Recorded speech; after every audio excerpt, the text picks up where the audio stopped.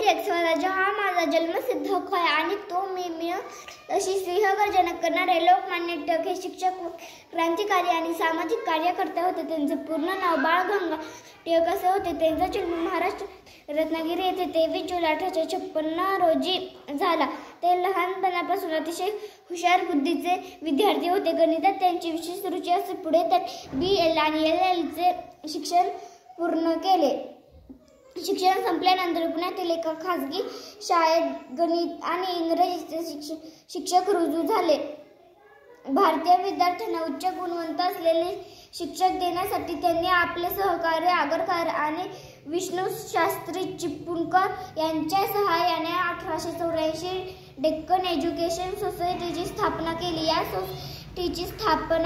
या सोसायटी माध्यमिक शिक्षणासाठी नवीन इंग्रजी स्कूल आणि उच्च शिक्षणासाठी फर्ग्युसन कॉलेजची स्थापना केली.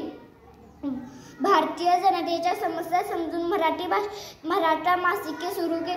टिळकांवर इंग्रज सरकारने देशद्रोहाचा खटला चालवून 6 वर्ष हद्दपार अशी शिक्षा त्यांना सुनावली. तुरुंगात त्यांनी गीता रस हे पुस्तक लिहिले. 1 ऑगस्ट 1920 रोजी त्यांनी अखेरचा श्वास घेतला. धन्यवाद.